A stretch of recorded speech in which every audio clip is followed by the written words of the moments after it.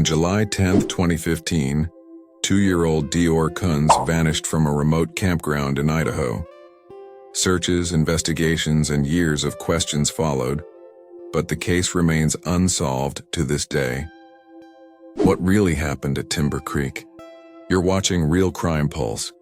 Before we dive in, don't forget to subscribe, like, share, and comment below with your thoughts on this case.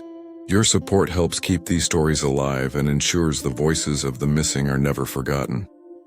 On July 9, 2015, a last-minute plan brought 2-year-old DeOrr Kunz, his parents DeOrr Sr. Vernal and Jessica Mitchell, Jessica's grandfather Robert Bob Walton, and family friend Isaac Reinwand together for a camping trip. Their destination was Timber Creek Campground, a remote site in the eastern Idaho mountains near the small town of Leodore. The group set out from Idaho Falls, making the 2.5-hour drive through winding roads surrounded by thick forest and mountain terrain. Before reaching the campground, they stopped at a local convenience store near Leodore. This was a quick stop for drinks and snacks before continuing the final stretch toward Timber Creek. The chosen campground offered exactly what they were looking for: privacy and space. There were no other campers in sight, leaving the entire area to themselves. Upon arrival, they parked the camp trailer and began unloading supplies. The trailer became the central point of their setup, with the river nearby providing a scenic backdrop. The group spent the evening in typical camping fashion, preparing food and sitting around a small fire as the daylight faded. Marshmallows roasted over the flames. Conversations filled the air, and the first night passed without incident. Nothing suggested the tragedy that would soon unfold. The morning of July 10, 2015, began like any other camping day. After breakfast, Isaac Reinwand left the campsite to fish in the nearby river. Jessica Mitchell and DeOrr Sr. Vernal Kunz decided to drive into the small town of Leodore with 2-year-old DeOrr before returning to camp. Their trip into town appeared uneventful, and they soon arrived back at Timber Creek. Back at the campground, Vernal and Jessica prepared to fish themselves. They took their fishing poles and started toward the river, leaving baby DeOrr in the care of his great-grandfather, Robert Bob Walton. According to their understanding, Bob would watch the child while they were away. However, Bob later told investigators he did not recall Jessica specifically asking him to babysit. He believed the parents had taken DeOrr with them. At the same time, the parents assumed Bob was keeping an eye on the toddler. This misunderstanding became a critical point in the investigation. While the parents walked to the river, baby DeOrr initially tried to follow but was told to stay behind. Moments later, Bob went into the camp trailer. When Jessica and Vernal returned about 30 minutes later, they expected to find their son near the campsite. Instead, baby DeOrr was gone. The family immediately began searching the surrounding area, calling his name. By 2:30 p.m., when their efforts brought no results, Jessica phoned authorities to report her 2-year-old missing. When Jessica Mitchell called authorities at 2:30 p.m. on July 10, 2015, to report her 2-year-old son missing, the response began immediately but faced challenges. The Lemhi County Sheriff's Department dispatched officers to the remote Timber Creek campground, yet the isolated location meant nearly 2 hours passed before official search efforts could begin. The campsite's proximity to the river led investigators to focus their initial efforts there. Divers were brought in to search the water thoroughly, while ground teams combed the surrounding area. Volunteers, law enforcement, and search and rescue units spread out in multiple directions, calling baby DeOrr's name and looking for any signs of the missing child. Authorities learned that DeOrr's favorite blanket and stuffed toy monkey remained at the campsite. Family members emphasized that the child never went anywhere without these items. Their presence suggested he had not wandered off voluntarily, but instead had disappeared suddenly and without preparation. The first day's search produced no significant findings. Over the next 3 days, teams expanded their coverage, scouring the dense forest, riverbanks, and nearby trails. Helicopters flew overhead, while dogs searched for scent trails on the ground. Yet no footprints, clothing, or physical evidence surfaced to explain what had happened. As the search concluded its initial phase without answers, questions began to emerge. No one had seen the child leave. No cries had been heard. Nothing indicated whether this was an accident, an abduction, or something else entirely. As days turned into weeks with no trace of baby DeOrr Kunz, investigators began focusing on the accounts provided by those present at the campsite. Each adult gave statements about the day's events, yet details often failed to align. Real& Kunz and Jessica Mitchell told investigators they had stopped in town the morning of July 10th and interacted with several people while baby DeOrr was with them.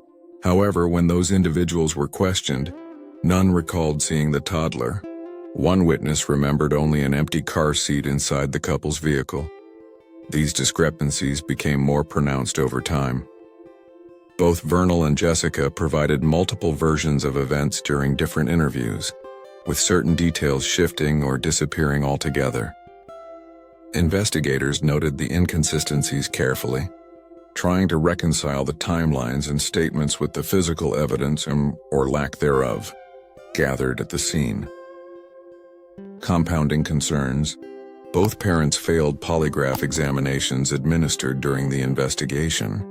Although polygraph results are not considered definitive proof, the failures added to growing doubts surrounding the couple's account. Initially, the Idaho Falls community had rallied behind Real and Jessica, offering sympathy and support as they searched for their missing child. Yet as details surfaced and suspicions increased, public perception began to change. Investigators, the media, and eventually, even neighbors started questioning whether the full truth about what happened at Timber Creek Campground had been shared.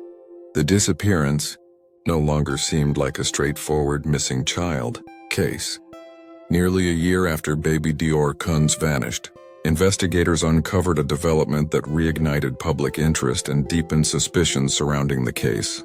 While searching a storage unit belonging to Jessica Mitchell, authorities located a jacket matching the description of the one baby DeOrr was reportedly wearing when he disappeared on July 10, 2015.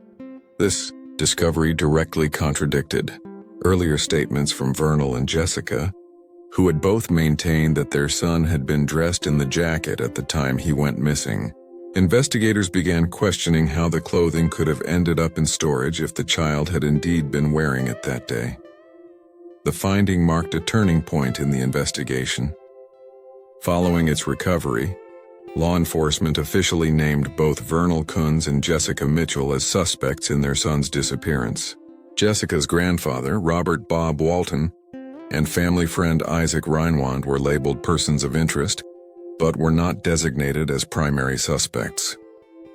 Despite these developments, authorities emphasized that no one had been charged with a crime. The investigation lacked physical evidence definitively linking anyone to foul play. Still, the discovery of the jacket raised new doubts about earlier accounts and intensified scrutiny of the parents' actions before, during, and after the camping trip. With no additional breakthroughs, the case remained open but unresolved, leaving investigators and the public searching for answers. As the investigation progressed without clear answers, two additional theories emerged regarding baby DeOrr Kunz's disappearance. The first centered on the possibility of a wild animal attack.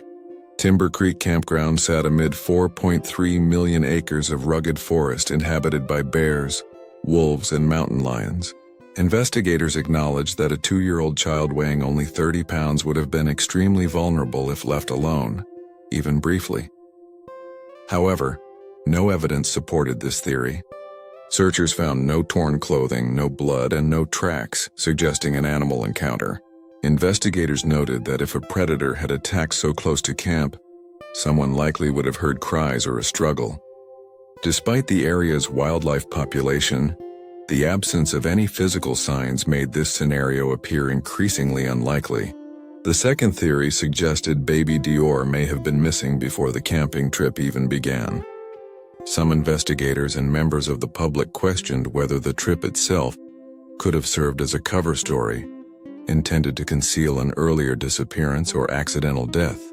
This theory arose partly from conflicting witness accounts, failed polygraph tests, and the later discovery of the jacket in Jessica Mitchell's storage unit. While both theories attracted attention, neither produced definitive evidence. No witnesses, forensic findings, or conclusive investigative results emerged to confirm an animal attack or pre-existing disappearance. The case remained surrounded by unanswered questions. With official investigations producing limited progress, extended members of the Kunz family hired a private investigator to conduct an independent review of the case. The investigator examined timelines, witness statements, and physical evidence gathered by law enforcement. After months of work, the investigator concluded that baby DeOrr Kunz had either been murdered or accidentally killed, most likely by someone within his immediate family. This conclusion intensified existing suspicions surrounding Jessica Mitchell and Real Kunz, both of whom had already been named official suspects by authorities following the discovery of the jacket in Jessica's storage unit. The investigators' findings, however, did not produce new physical evidence or lead to criminal charges. Law enforcement continued to stress that the case lacked the concrete proof necessary to move forward legally. Meanwhile, the search for baby DeOrr persisted in various forms. Local law enforcement occasionally revisited the case, following up on tips and rechecking portions of the campground and surrounding wilderness. Yet no remains, clothing, or definitive clues were ever found. As years passed, the mystery deepened. Neither the private investigation nor official inquiries could answer the fundamental question of what happened to the 2-year-old at Timber Creek Campground. With no resolution, the case remained open but stagnant, marked by speculation, suspicion, and the continuing absence of definitive answers. 8 years after baby DeOrr Kunz disappeared from Timber Creek Campground, his family continued searching for answers. On July 10, 2023, his grandmother, Tina Clegg, released a public statement reflecting the family's enduring grief and determination. She described the disappearance as an ongoing nightmare, explaining that not a single day passed without prayers for answers, and, just as Tina's statement expressed gratitude toward law enforcement officers, volunteers, and community members who continued supporting the family and participating in searches long after the initial investigation slowed. She spoke about remembering DeOrr's smile, his laughter, and the joy he brought during his short life. Despite the passing years, she emphasized her unwavering hope that the truth about what happened at Timber Creek would eventually emerge. As of 2023, no one had been charged in connection with DeOrr's disappearance. The case remained officially open, but authorities acknowledged that leads had grown scarce. With no physical evidence, no eyewitness accounts, and no confirmed sightings, investigators lacked the information necessary to move forward. The family, however, vowed never to give up. Public appeals, media coverage, and law enforcement updates continued sporadically, each bringing renewed attention yet no resolution. The mystery surrounding baby DeOrr's fate remained unsolved. Thank you for watching Real Crime Pulse. If you found this documentary informative, subscribe for more real crime investigations, like this video, share it to spread awareness, and comment below with your theories on what happened to baby DeOrr Kunz. Together we can keep this story alive.